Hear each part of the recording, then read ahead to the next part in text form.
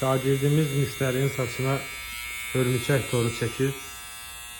Görə alınmasa keçal qırxası. Aha, şimdi. Buradan da bir dənə beləni çapar. Düz. Ha. Evet, sağ ol. Şey yapsın. Şimdi, bax, lap başdan buradan bir dənə belə yumur apar. Buradan böyle yumur. Buradan da belə soğuk, da belə.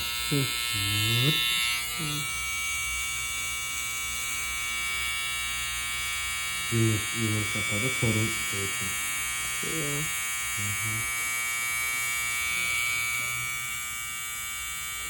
Aha. Şimdi buradan bir anda. Yumur apardı ama. Xəstə hörümçəyin şey için olmasın. Yani aldım. Ve səliqəli hörümçək olsun da. Əsla. Şimdi buradan da bir dənə belə. Əla. Tərəfən mən Abdurrahman diye. çəkirəm və bunu YouTube'da paylaşacağım. Şö. İndi buradan da bir dənəsini apar, buradan da bir dənəsini apar, buradan da bir dənəsini.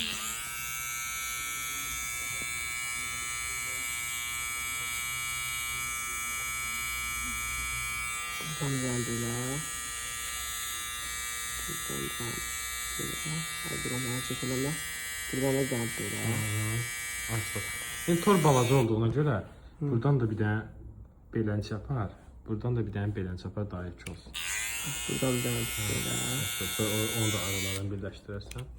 Buradan da bir anda böyle.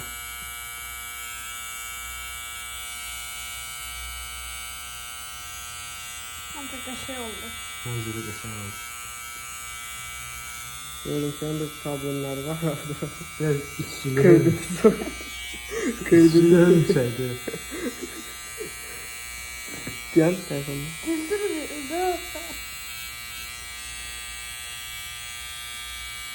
Tez orada. Bir damıza hörümçək oldu.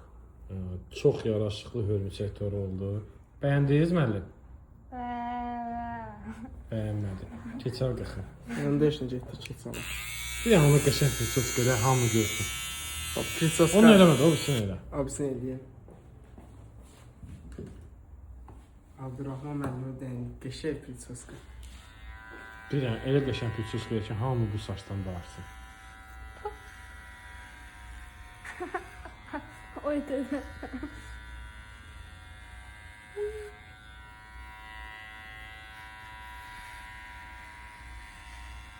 Su. Mala bak. Nə var? Burada qalıntılar var, onlar təmiz qıxmalı qalmasın. Ləkə olmasın, bir uşağın başının zonda qalsın. Bir dənə qabaqdan çəkin görün nəfə yaraşır, baxın görün. Abdurrahman bence beyaz akı. Biraz istedim bu böyle tak. Qalıqlar alın. Ha, bu yaxşı modeldir. Bu qəşəngdir. Hörümçək 2027-ci ilin şeyi olası. Dəb stili.